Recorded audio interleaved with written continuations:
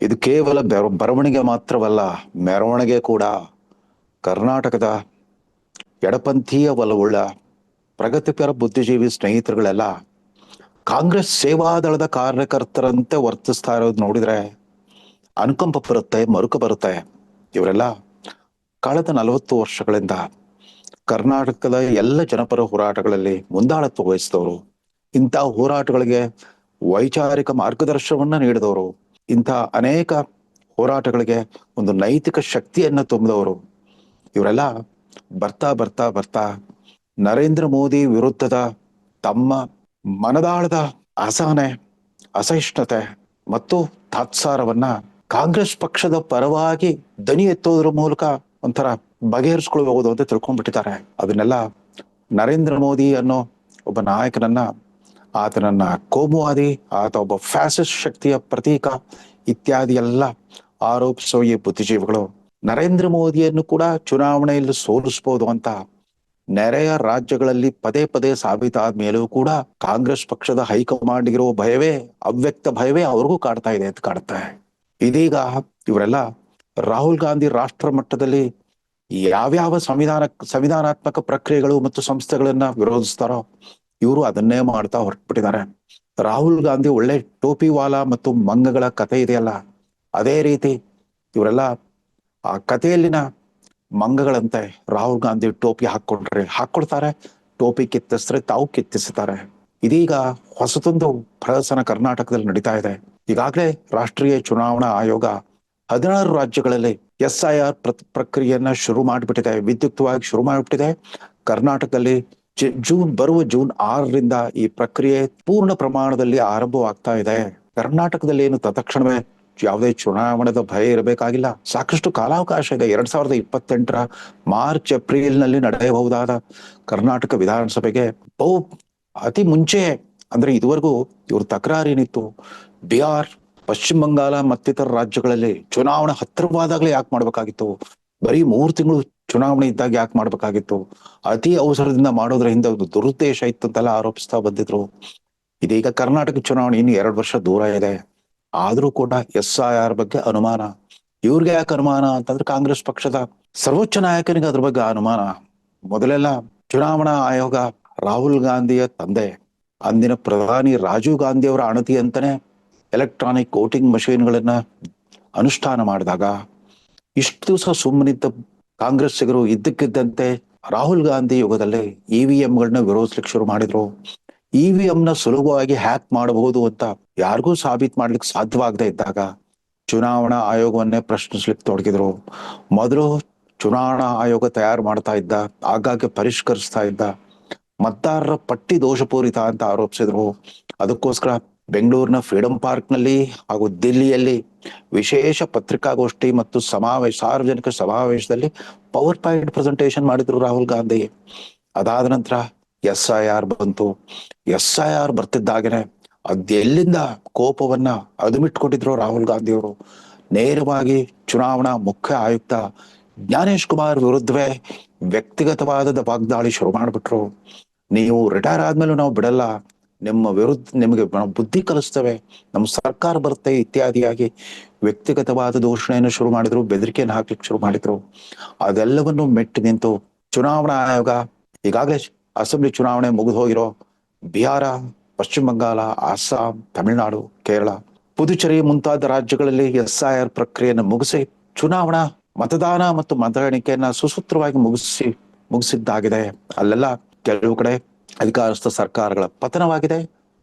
ಒಂದೆರಡು ಕಡೆ ಮಾತ್ರ ಹಾಲಿ ಸರ್ಕಾರಗಳೇ ಮುಂದುವರೆದಿವೆ.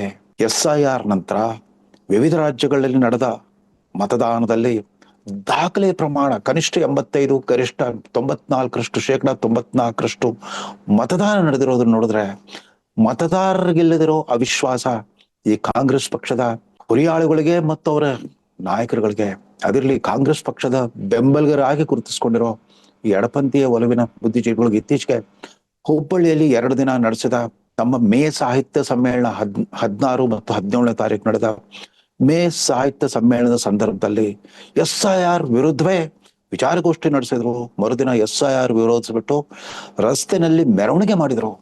ಅದಾದ ನಂತರ ತಮಗೆ ತಮ್ಮ ಲೇಖನಗಳಿಗೆ ಮಾನ್ಯತೆ ಕೊಡುವ ದಿನಪತ್ರಿಕೆಗಳಲ್ಲಿ ಬರವಣಿಗೆಯನ್ನು ಶುರು ಮಾಡಿಬಿಟ್ಟಿದ್ದಾರೆ. ಮೊದಲು SIR ವಿರೋಧಿಸಿ ಮೆರವಣಿಗೆ, ತದನಂತರ ಬರವಣಿಗೆ. ಯಾಕೆ ಇದನ್ನ ಅರ್ಥ ಮಾಡ್ಕೊಳ್ತಾ ಇಲ್ಲ? SIR ನ ಅನಿವಾರ್ಯತೆಯನ್ನು ಯಾಕೆ ಅರ್ಥ ಮಾಡ್ಕೊಳ್ತಾ ಇಲ್ಲ? SIR ಮಾಡದೆ ಹೋಗಿದ್ರೆ ದೋಷಪೂರಿತ ಮತದಾರರ ಪಟ್ಟಿ ಡುಪ್ಲಿಕೇಟ್ ಮತದಾನವಾಗುತ್ತೆ, ಸತ್ತವರ ಹೆಸರಲ್ಲಿ ಪ್ರಾಕ್ಸಿ ಮತದಾನವಾಗುತ್ತೆ ಅಂತ ಇತ್ತೆಲ್ಲ ಆರೋಪಿಸ್ತಾ ಇದ್ದ ವ್ಯಕ್ತಿಗಳು ಇದೀಗ ಶುದ್ಧೀಕರಣ ಪ್ರಕ್ರಿಯೆ, ಸಂವಿಧಾನಾತ್ಮಕವೇ ಚುನಾವಣಾ ಆಯೋಗಕ್ಕೆ ದಕ್ಕಿರೋ ಈ ಶುದ್ಧೀಕರಣ ಪ್ರಕ್ರಿಯೆಯನ್ನೇ ವಿರೋಧಿಸಿದ್ದಾರೆ. ಅಂದಾಗಿ 2 ತರದ ಪರಿಷ್ಕರಣೆ ನಡೆಯುತ್ತೆ. ಒಂದು, special summary revision of voter list, ಅಂದ್ರೆ ವಿಶೇಷ ಸಂಕ್ಷಿಪ್ತ ಪರಿಷ್ಕರಣೆ. ಅದು ಪ್ರತಿ ವರ್ಷ ಜನವರಿ 1ನೇ ತಾರೀಕನ್ನ ಅದನ್ನ ನಿಗದಿಪಡಿಸ್ಕೊಂಡ್ಬಿಟ್ಟು ಅದನ್ನ ಗಡುವಾಗಿರಿಸ್ಕೊಂಡ್ಬಿಟ್ಟು ಪ್ರತಿ ವರ್ಷ ನಡೆಯೋ ಒಂದು ಸಾಮಾನ್ಯ ಸಂಕ್ಷಿಪ್ತ ಪರಿಷ್ಕರಣೆ. ಅದರಲ್ಲಿ ಯಾರ್ಯಾರು ಆ ವರ್ಷವೇ ಮತದಾನದ ಅರ್ಹತೆಯನ್ನು ಪಡ್ಕೊಂಡಿರ್ತಾರೋ, ಅಂದ್ರೆ 18 ವರ್ಷ ವಯಸ್ಸಾಗ್ಬಿಟ್ಟು ಯಾರು ಮತದಾನ ಹಕ್ಕು ಪಡಿತಾ ಇರ್ತಾರೋ ಆ ತರದ ಅರ್ಹ ಮತದಾರರ ಹೆಸರುಗಳನ್ನು ಸೇರಿಸೋದು, ಮತ್ತು ಯಾರ್ಯಾರು ಮೃತಪಟ್ಟಿರ್ತಾರೋ ಅಥವಾ ವಿಳಾಸ ಬದಲಾಯಿಸಿರ್ತಾರೋ ಅಂತವ್ರ ಹೆಸರುಗಳನ್ನ ಅವರೇ ಸ್ವಯಂ ಪ್ರೇರಿತವಾಗಿ ಬಂದು ನೋಂದಾಯಿಸಿದ್ರೆ ಅದನ್ನ ನೋಂದಣಿ ಮಾಡ್ಕೊಳ್ಳೋದು. ಅಂದ್ರೆ ಇದರಲ್ಲಿ ತೀವ್ರತಮವಾದ ಮನೆ ಬಾಗಿಲು ಬಂದು ಯಾರು ಬಾಗಿಲು ತಟ್ಟಲ್ಲ, ಆದ್ರೆ ಅರ್ಹ ಮತದಾರರು ತಮ್ಮ ಹೆಸರನ್ನ ಸೇರ್ಪಡೆ ಮಾಡಿಸ್ಕೊಳ್ಳೋದಕ್ಕೆ, ವಿಳಾಸ ಬದಲಾಗಿದ್ರೆ ಆಯಾ ಅಸೆಂಬ್ಲಿ ಕ್ಷೇತ್ರದಲ್ಲಿ ತಮ್ಮ ಹೆಸರನ್ನು ನೋಂದಾಯಿಸ್ಲಿಕ್ಕೆ ಚುನಾವಣಾ ಆಯೋಗ ಸಹಕರಿಸುತ್ತೆ. ಚುನಾವಣಾ ಆಯೋಗ ಸಾರ್ವಜನಿಕ ಪ್ರಕಟಣೆ ಮೂಲಕ ಈ ಸ್ಪೆಷಲ್ ಸಮರಿ ರಿವಿಷನ್ ಅನ್ನು ನಡೆಸ್ತಾ ಇರುತ್ತೆ. ಆದ್ರೆ 2002ರಲ್ಲಿ ನಡೆದದ್ದು special intensive revision of voters, ವಿಶೇಷ ತೀವ್ರತಮ ಮತದಾರರ ಪಟ್ಟಿ ಪರಿಷ್ಕರಣೆ. 24 ವರ್ಷದಿಂದ ನಡೆಯದೇ ಇದ್ದ ಈ ಪರಿಷ್ಕರಣೆಯನ್ನ ಕಳೆದ ವರ್ಷ ಕೈಗೆತ್ತಿಕೊಳ್ತು ಚುನಾವಣಾ ಆಯೋಗ. ಯಾಕೆಂತಂದ್ರೆ 2002ರಲ್ಲೇ ಹುಟ್ಟಿದ ಮಕ್ಕಳು ಅವ್ರಿಗೆ 18 ವರ್ಷ ಆದಾಗ, ಅಂದ್ರೆ 2020ರಲ್ಲಿ ಅವ್ರಿಗೆ ಮತದಾನದ ಹಕ್ಕು ಬಂತು. ಅದಾದ ನಂತರ ಹಲವಾರು ಚುನಾವಣೆಗಳು ನಡೆದಿದೆ. ಒಂದು ಲೋಕಸಭಾ ಚುನಾವಣೆ ಮತ್ತು ವಿವಿಧ ರಾಜ್ಯಗಳಲ್ಲಿ ಅಸೆಂಬ್ಲಿ ಚುನಾವಣೆಗಳು ನಡೀತಾ ಇವೆ. ಅಲ್ಲಿ ಅವರಿಗೆ ಮತದಾನದ ಹಕ್ಕು ನಿರಾಕರಿಸಲಾಗದಂತೆ ಕಾಪಾಡೋದು, ಅಂದ್ರೆ ಅವ್ರ ಹೆಸರುಗಳನ್ನೆಲ್ಲ ನೋಂದಾಯಿಸೋದು. ಅದ್ರ ಜೊತೆಗೆ ಮನೆಗೂ ಹೋಗ್ಬಿಟ್ಟು ಮನೆಯ ಯಜಮಾನರುಗಳನ್ನ ಗುರುತಿಸಿ, ನೀವು 2002ರಲ್ಲಿ ನಿಮ್ಮ ಮತದಾರರ ಪಟ್ಟಿಯಲ್ಲಿ ಹೆಸರಿದ್ರೆ ಏನು ವ್ಯತ್ಯಾಸ ಆಗಲ್ಲ. ಆದ್ರೆ ಈ ಕಳೆದ 24 ವರ್ಷಗಳಲ್ಲಿ ನೀವು ನಿಮ್ಮ ಮನೇಲಿ ಯಾರಾದ್ರೂ ಮೃತಪಟ್ಟಿದ್ರೆ ಅಂತವ್ರ ಹೆಸರನ್ನ ತೆಗೆದುಹಾಕ್ಸೋದು, ಅಥವಾ ನಿಮ್ಮ ವಿಳಾಸ ಬದಲಾಗಿದ್ರೆ 2 ಕಡೆ ಇರೋ ಮತದಾರರ ಪಟ್ಟಿಯಲ್ಲಿ ಒಂದನ್ನ ತೆಗೆದುಹಾಕೋದು. ಅವ್ರಿಗೆ ಗೊತ್ತಿಲ್ಲ, ಮಧ್ಯಮ ವರ್ಗದ ಜೀವನ ಶೈಲಿ, ಅದ್ರಲ್ಲೂ ನಗರ ಪ್ರದೇಶಗಳು, ಬೆಂಗಳೂರಿನಂತ ಮಹಾನಗರಗಳಲ್ಲಿ ಸ್ವತಃ ನಾವೇ ಕಳೆದ ಒಂದು 50 ವರ್ಷದಲ್ಲಿ 13-14 ಬಾರಿ ನಮ್ಮ ಮನೆ ವಿಳಾಸ ಚೇಂಜ್ ಆಗ್ತಾ ಬಂತು. ಚೇಂಜ್ ಆದಾಗ್ಲೆಲ್ಲ ನಾವು ನಮ್ಮ ಆಧಾರ್, ನಮ್ಮ ಕಾರ್ಡ್ನ ಪರಿಷ್ಕರಣೆ ಮಾಡಿಸಿದ್ವಿ ಹೊರತು ಮತದಾರರ ಪಟ್ಟಿಯ ಪರಿಷ್ಕರಣೆಯ ಆ ಗೋಜಿಗೆ ಹೋಗ್ತಾ ಇರ್ಲಿಲ್ಲ. ನಾವೆಲ್ಲ ಅನ್ಕೊಂಡ್ಬಿಟ್ಟಿದ್ವಿ ತಾನೇ ಚುನಾವಣಾ ಆಯೋಗ ನಮ್ಮ ಹೆಸರನ್ನ ಅಲ್ಲಿ ಡೆಲೀಟ್ ಮಾಡುತ್ತೆ, ಇಲ್ಲಿ ಇನ್ಕ್ಲೂಡ್ ಮಾಡುತ್ತೆ ಅಂತ ಅನ್ಕೊಂಡ್ಬಿಟ್ಟಿರ್ತೀವಿ. ಹಾಗಾಗಲ್ಲ. ಈ ರೀತಿ ವಿಶೇಷ ತೀವ್ರತಮ ಪರಿಷ್ಕರಣೆ ನಡೆದಾಗ ಮಾತ್ರ ಮತದಾರರ ಪಟ್ಟಿ ಶುದ್ಧೀಕರಣ ಸಾಧ್ಯ.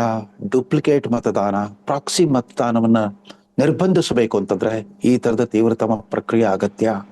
ಅಂದಾಗೆ ಕರ್ನಾಟಕದಲ್ಲಿ ಕಾಂಗ್ರೆಸ್ ಸರ್ಕಾರವೇ ಇರುವಾಗ ಕಾಂಗ್ರೆಸ್ ಸರ್ಕಾರಕ್ಕೇನೆ ಭಯ ಹುಟ್ಬಿಟ್ಟಿದೆ. ಈ SIR ಪ್ರಕ್ರಿಯೆಯಿಂದ ತಮ್ಮ ವೋಟ್ ಬ್ಯಾಂಕ್ಗಳಿರೋ ಅನೇಕ ಮತದಾರರ ಹೆಸರುಗಳು ಕೈಬಿಟ್ಟು ಹೋಗ್ಬಿಡುತ್ತೆ ಅಂತ. ಸ್ವಾಮಿ, ಕರ್ನಾಟಕದಲ್ಲಿ ನಡೆಯೋ SIR ಪ್ರಕ್ರಿಯೆಯಲ್ಲಿ ಪಾಲ್ಗೊಳ್ಳೋರೆಲ್ಲ ನಿಮ್ದೇ ಸರ್ಕಾರದ ನೌಕರರುಗಳು, ನಿಮ್ದೇ ಸರ್ಕಾರಿ ಶಾಲೆಗಳ ಮೇಷ್ಟ್ರುಗಳು ಮತ್ತು ವಿವಿಧ ಇಲಾಖೆಗಳ ನೌಕರರು. ಯಾಕೆ ಅವ್ರ ಮೇಲೆ ನಿಮ್ಗೆ ನಂಬಿಕೆ ಇಲ್ವಾ? ನಿಮ್ಮ ಅಧೀನಕ್ಕೊಳಪಟ್ಟ ಸರ್ಕಾರಿ ಸಾರ್ವಜನಿಕ ಸೇವಕರಲ್ಲಿ ನಿಮ್ಗೆ ನಂಬಿಕೆ ಇಲ್ವಾ? ನಿಮ್ಮ ಪಕ್ಷ ಅಧಿಕಾರವಿಲ್ಲದೆ ಇದ್ರೂ ಕೂಡ ಏನಾಯ್ತು, ಈ ಭಾರತೀಯ ಜನತಾ ಪಕ್ಷದವ್ರಿಗೆ ಆತಂಕ ಉಂಟಾಗಬೇಕು. SIR ಪ್ರಕ್ರಿಯೆಯಲ್ಲಿ ನಮ್ಮ ವೋಟರ್ಗಳ ಹೆಸರುಗಳನ್ನ ಎಲ್ಲಿ ಕಿತ್ತು ಹಾಕಿಸ್ತಾರೋ ಅಂತಂದ್ಬಿಟ್ಟು. SIR ಪ್ರಕ್ರಿಯೆ ಕೇವಲ ಚುನಾವಣಾ ಆಯೋಗದ ಸಿಬ್ಬಂದಿಯಿಂದ ಮಾತ್ರ ನಡೆಯೋದಲ್ಲ, ವಿವಿಧ ರಾಜಕೀಯ ಪಕ್ಷಗಳ ಪ್ರತಿನಿಧಿಗಳು ಕೂಡ ಇದರಲ್ಲಿ ಪಾಲ್ಗೊಂಡಿರ್ತಾರೆ. ಬೂತ್ ವಾರು ಪರಿಷ್ಕರಣೆ ನಡೆಯುತ್ತೆ. ಹೀಗಾಗಿ ಸರ್ಕಾರದ ಸಿಬ್ಬಂದಿಯನ್ನ BLOಗಳಂತ ಕರೀತಾರೆ, ಬ್ಲಾಕ್ ಲೆವೆಲ್ ಆಫೀಸರ್ಸ್.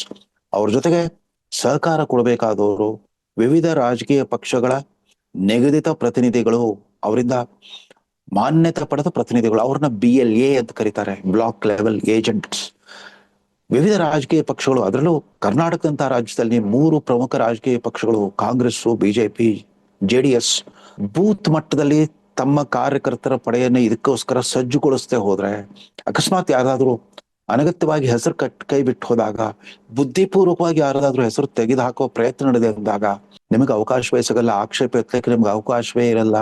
ಕರ್ನಾಟಕದ ಬುದ್ಧಿಜೀವಿಗಳು ಅರ್ಥ ಮಾಡ್ಕೊಳ್ಬೇಕು. ಈ ರೀತಿ ಯಾವುದೋ ರಾಜಕೀಯ ಪಕ್ಷದ ನಾಯಕ ಚುನಾವಣಾ ಆಯೋಗವನ್ನ ಅನುಮಾನದಿಂದ ನೋಡ್ತಾನೆ, ಚುನಾವಣಾ ಪ್ರಕ್ರಿಯೆಯನ್ನ ಸಂಶಯಿಸ್ತಾನೆ ಅಂದ ಮಾತ್ರಕ್ಕೆ ನೀವು ಆತನ ಜಾಡಲ್ಲಿ ಯಾಕೆ ಹೋಗ್ತಿದ್ದೀರಾ? ಭಾರತದಲ್ಲಿ ಮತದಾರರ ಪಟ್ಟಿಯಲ್ಲಿ ನಿಮ್ಮ ಹೆಸರಿರ್ಬೇಕು ಅಂತಂದ್ರೆ ಕನಿಷ್ಠ ಅರ್ಹತೆ ನೀವು ಈ ದೇಶದ ನಾಗರಿಕರಾಗಿರ್ಬೇಕು.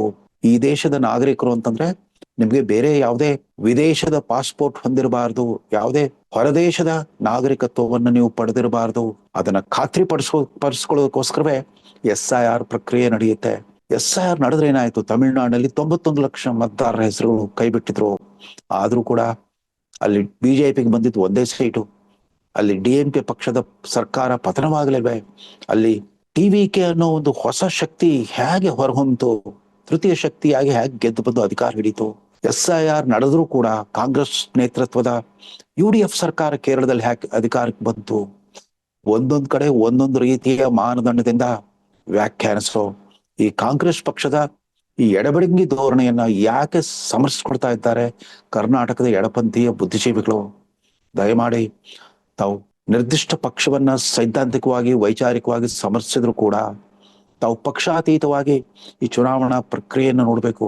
ಇಲ್ದಿರೆ ಯಾರೋ ಪೂರ್ವಾಗ್ರಹ ಪೀಡಿತ ರಾಜಕಾರಣಿ ಅಥವಾ ರಾಜಕೀಯ ನಾಯಕನಂತೆ ನೀವು ಕೂಡ ಪೂರ್ವಾಗ್ರಹ ಪೀಡಿತರಾಗಿ ಈ ದೇಶದ ನ್ಯಾಯಾಂಗ ವ್ಯವಸ್ಥೆಯನ್ನ, ಚುನಾವಣಾ ವ್ಯವಸ್ಥೆಯನ್ನ ಸಂಶಯ ಪಡ್ಲಿಕ್ಕೆ ಶುರು ಮಾಡ್ಬಿಟ್ರೆ ಪ್ರಜಾಪ್ರಭುತ್ವದ ಹಂದರವೇ ಕುಸಿದು ಬೀಳುತ್ತೆ. ಕರ್ನಾಟಕದ ಬುದ್ಧಿಜೀವಿ ಸ್ನೇಹಿತರುಗಳು ಅನೇಕ ಅವರೆಲ್ಲ ಒಳ್ಳೆಯವರೇ, ಸದುದ್ದೇಶ ಉಳ್ಳವರೇ, ಅತ್ಯಂತ ಸೃಜನಶೀಲ ಕ್ರಿಯಾಶೀಲ ಸಾಹಿತ್ಯದ ಕೊಡುಗೆಯನ್ನ ಕೊಟ್ಟವ್ರೆ. ಆದ್ರೆ ಇದೀಗ ರಾಜಕೀಯ ಗೀಳು ನಂಟಿಸ್ಕೊಂಡ್ಬಿಟ್ಟಿದ್ದಾರೆ. ಹೌದೌದು, ಕಾಂಗ್ರೆಸ್ ಸರ್ಕಾರ ಬಂದಾಗಿನಿಂದ ಅಲ್ಲಿನ ಮಂತ್ರಿಗಳ ಒಡ್ಡೋಲದಲ್ಲಿ ಇವರೇ ಕಾಣಿಸ್ಕೊಳ್ತಾ ಇರ್ತಾರೆ. ವಿವಿಧ ಅಕಾಡೆಮಿಗಳ ಅಧ್ಯಕ್ಷತೆಗಳನ್ನ ಪಡ್ಕೊಂಡ್ಬಿಟ್ಟಿದ್ದಾರೆ. ತಮ್ಮ ಬಹುಕಾಲದ ಸ್ನೇಹಿತರುಗಳಿಗೆ ಸಾಹಿತಿ, ಕಲಾವಿದರು, ರಂಗಕರ್ಮಿಗಳು ಇತ್ಯಾದಿಗಳು ತಮ್ಮ ಸ್ನೇಹಿತರ ಬಳಗಕ್ಕೆ ಯಾರ್ಯಾರಿಗೆ ಬ್ಯಾಕ್ಲಾಗ್ ಪ್ರಶಸ್ತಿಗಳು ಉಳ್ಕೊಂಡಿದ್ದು ಅವ್ರಿಗೆಲ್ಲ ಪ್ರಶಸ್ತಿಗಳನ್ನ ಕೊಡ್ತಾ ಬಂದಿದ್ದಾರೆ. ಇರ್ಲಿ, ಪ್ರಶಸ್ತಿಗಳನ್ನ ಕೊಡಿ, ನೀವು ಬೇಕಾದವ್ರಿಗೆ ಕೊಡಿ. ಅವ್ರಿಗೆಲ್ಲ ಅರ್ಹತೆ ಇಲ್ಲ ಅಂತಲ್ಲ, ಅರ್ಹತೆ ಇತ್ತು, ವಿಳಂಬವಾಗಿತ್ತು. BJP ಸರ್ಕಾರ ಕೊಟ್ಟರೆ ನೀವು ಕೊಡ್ತಾ ಬನ್ನಿ. ಆದ್ರೆ ಚುನಾವಣಾ ಪ್ರಕ್ರಿಯೆಯಲ್ಲಿ, ಅದರಲ್ಲೂ ಮತದಾರರ ಪಟ್ಟಿಯ ಶುದ್ಧೀಕರಣ ಪ್ರಕ್ರಿಯೆಯನ್ನ ಈ ರೀತಿ ಅನುಮಾನಿಸ್ತಾ ಜನಸಾಮಾನ್ಯರಲ್ಲಿ ಅದ್ರ ಬಗ್ಗೆ ಒಂದು ಪೂರ್ವಾಗ್ರಹ ಪೀಡಿತ ವಿರೋಧ ಬಿತ್ತೋ ಪ್ರಯತ್ನವನ್ನ ಮಾಡಬೇಡಿ. ಅದು ಪ್ರಜಾತಂತ್ರಕ್ಕೆ ಮಾಡೋ ದ್ರೋಹ. ಇಡೀ ಚುನಾವಣಾ ಪ್ರಕ್ರಿಯೆ ಅಥವಾ ನ್ಯಾಯಾಂಗ ಪ್ರಕ್ರಿಯೆ ದಯಮಾಡಿ ಅರ್ಥ ಮಾಡ್ಕೊಳ್ಬೇಕು. ಯಾವ ರೀತಿ ಶಿಕ್ಷಣ ಕ್ಷೇತ್ರದಲ್ಲಿ ಪರೀಕ್ಷಾ ವ್ಯವಸ್ಥೆ ಇದೆಯೋ, ರಾಜಕೀಯ ಕ್ಷೇತ್ರದಲ್ಲೂ ಪ್ರಜಾಪ್ರಭುತ್ವ ವ್ಯವಸ್ಥೆಯಲ್ಲೂ ಕೂಡ ಚುನಾವಣಾ ವ್ಯವಸ್ಥೆ ಇದೆ. ಕಾನೂನು ವಲಯದಲ್ಲಿ ನ್ಯಾಯಾಂಗಿಕ ವ್ಯವಸ್ಥೆ ಇದೆ. ಅಲ್ಲಿ ಕೆಲಸ ಮಾಡೋರು ಕೂಡ ಮನುಷ್ಯರೇ. ಅವ್ರಿಗೂ ಕೂಡ ನಿಮ್ಮಷ್ಟೇ ಜನಪರ ಕಾಳಜಿ ಇರುತ್ತೆ, ರಾಷ್ಟ್ರಭಕ್ತಿ ಇರುತ್ತೆ, ಮತ್ತು ತಮ್ಮ ಕೆಲಸದ ಕರ್ತವ್ಯದ ಪ್ರಜ್ಞೆ ಇರುತ್ತೆ. ತಾವು ಮಾಡೋ ಕೆಲಸದ ಬಗ್ಗೆ ಒಂದು ಕರ್ತವ್ಯ ಪ್ರಜ್ಞೆ ಇರುತ್ತೆ, ನಿಷ್ಠೆ ಇರುತ್ತೆ. ದಯಮಾಡಿ ಅರ್ಥ ಮಾಡ್ಕೊಳ್ಳಿ. ಇವತ್ತು ಚುನಾವಣಾ ಮುಖ್ಯ ಆಯುಕ್ತರ ವಿರುದ್ಧ ಕಿಡಿಕಾರ್ತಾ ಇರೋ ಕಾಂಗ್ರೆಸ್ ಪಕ್ಷ ಅರ್ಥ ಮಾಡ್ಕೊಳ್ಬೇಕು. ಜ್ಞಾನೇಶ್ ಕುಮಾರ್ ಹೇಳಿ ಕೇಳಿ ಕೇರಳ ರಾಜ್ಯದ ಕೇರಳ ಕೇಡರ್ಗೆ ಸೇರಿದ IAS ಅಧಿಕಾರಿ ಅವರು ವಿವಿಧ ಕಾಲಘಟ್ಟಗಳಲ್ಲಿ ಕೇರಳವನ್ನು ಆಳಿದ್ದ LDF ಸರ್ಕಾರ ಮತ್ತು UDF ಸರ್ಕಾರದ ಕೈಗಳಿಗೆ ಕೆಲಸ ಮಾಡಿ ತದನಂತರ ಕೇಂದ್ರ ಸರ್ಕಾರದ ಸೇವೆಗೆ ಎರವಲ ಮೇಲೆ ಹೋಗಿ ಚುನಾವಣಾ ಮುಖ್ಯ ಆಯುಕ್ತರಾಗಿದ್ದಾರೆ. ಅವರೇ ಮುಖ್ಯ ಆಯುಕ್ತರಾಗಿದ್ದಾಗ ಅದೇಗೆ ಕಾಂಗ್ರೆಸ್ ನೇತೃತ್ವ UDF ಸರ್ಕಾರ ಅಲ್ಲಿ ಬಂದ್ಬಿಡ್ತು? ಜ್ಞಾನೇಶ್ ಕುಮಾರ್ ಮುಖ್ಯ ಆಯುಕ್ತರಾಗಿದ್ದಾಗ ಅದ್ಯಾಗೆ 2004 ಲೋಕಸಭಾ ಚುನಾವಣೆಯಲ್ಲಿ ಮೋದಿ ಅವರಿಗೆ ಆಪರಿಯಾದ ಹಿನ್ನಡೆ ಆಯ್ತು. ಅಬ್ಕಿ ಬಾರ್ 400 ಪಾರ್ ಅಂದಿದ್ರು, ಬರೀ 240 ಬಂತು. ಸಮ್ಮಿಶ್ರ ಸರ್ಕಾರ ರಚನೆ ಅನಿವಾರ್ಯವಾಯಿತು. ಈ ರೀತಿ ವರ್ತಮಾನದಲ್ಲಿ ತಮಗೆ ಅಪಥ್ಯವಾಗುವ ಸತ್ಯಗಳನ್ನ ಮರಮಾಚ್ಬಿಟ್ಟು ಯಾವುದೋ ಪೂರ್ವಾಗ್ರಹ ಪೀಡಿತ ಕಪೋಲ ಕಲ್ಪಿತ ವಿಚಾರಗಳನ್ನ ದಯಮಾಡಿ ಜನರಲ್ಲಿ ಬಿತ್ತಬೇಡಿ. SIR ಸ್ಪೆಷಲ್ ಇಂಟೆನ್ಸಿವ್ ರಿವಿಷನ್ ಕರ್ನಾಟಕದಲ್ಲಿ ಪಾರದರ್ಶಕವಾಗಿ ನಡೆಯುತ್ತೆ, ನ್ಯಾಯಯುತವಾಗಿ ನಡೆಯುತ್ತೆ. ಅದಕ್ಕೆಲ್ಲ ಇಲ್ಲಿನ ಪ್ರಧಾನ ರಾಜಕೀಯ ಪಕ್ಷಗಳ ಪ್ರತಿನಿಧಿಗಳು ಕೂಡ ಸಕ್ರಿಯವಾಗಿ ಪಾಲ್ಗೊಂಡು ತಮ್ಮ ಕ್ಷೇತ್ರ ವ್ಯಾಪ್ತಿಗೆ, ಬೂತ್ ವ್ಯಾಪ್ತಿಗೆ ಬರೋ ಮತದಾರರ ಹಕ್ಕುಗಳನ್ನ ರಕ್ಷಿಸ್ತಾರೆ ಅನ್ನೋ ಆಶಯದೊಂದಿಗೆ ಈ ಸಂಚಿಕೆ ಮುಗಿಸ್ತಾ ಇದ್ದೇನೆ. ನಮಸ್ಕಾರ.